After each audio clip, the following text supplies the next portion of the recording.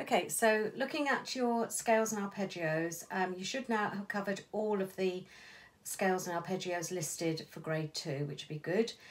Try and concentrate on the 4 scales, the 2 majors and the 2 minors that should be hands together. If you get stuck at all, just let me know.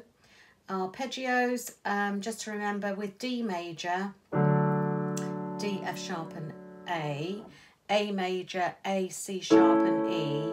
In the left hand we use the 3rd finger for both of those, all right, on the black key. All the other arpeggios, the G major, the E minor, the A minor, even the G minor, although there's a black key there, it's not a major key, it's a minor key, so the distance there is not as big as in a major key.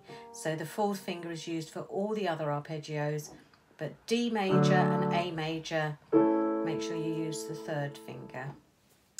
Okay, now I'm going to look at Allegro, and I've deliberated and listened to some versions of this and come to the conclusion that the first option that we went for, to lightly detach the notes at the top of page 2 in the left hand, will be the right way to go. Okay, so I'm going to play just from the beginning.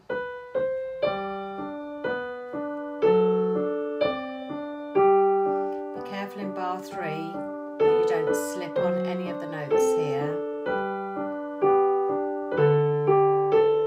Up in the rest. Go carefully around these bars.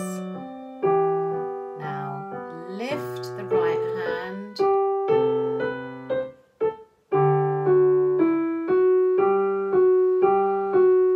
Then a break, and then you carry on, okay? The first thing we corrected was in bar 8, the right hand fingering. From bar 7, you come over with the 3rd finger to the F sharp, and I think the tendency is to go back again to the thumb, but of course that then doesn't set you up for the next section of music. So go over the thumb in bar 7, but then keep the thumb away so that you go to 4, 3, 4, 3, 4 in bar 8. Then it's the break. I'm going to go a bit slower here. Make sure the left hand notes are full crotchets and come up exactly where the rest is printed.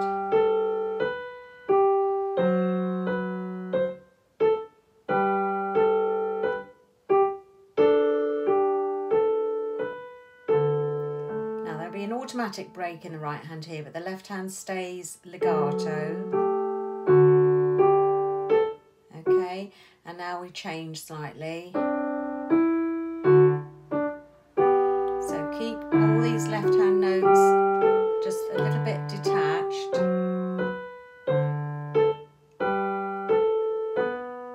And then legato. Okay, so practice up to bar 16, gradually putting that hands together. If you're struggling from bar 9, or just before bar 9, the suggestion I made was to just gradually build up a little bit at a time.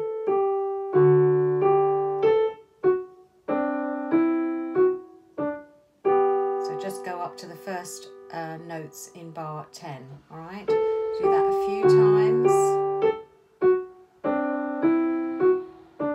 Okay, your left hand, once you played the middle C,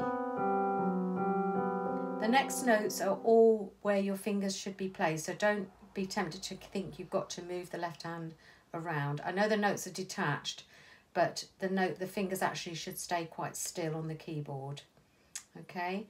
Then maybe pick it up from the first note where we stopped in bar 10. And even if it's just practicing that, where you've got to turn the thumb in the right hand, make sure you've got that, and then go on a little bit more.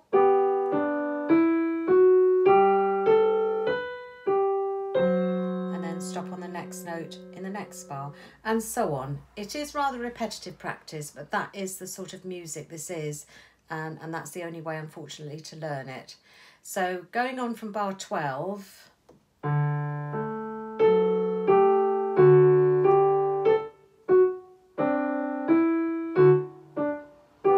again, just do a couple of bars or a bar and one extra note, just to check that you are happy.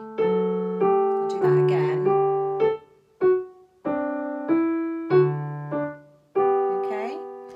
and then start where you finished.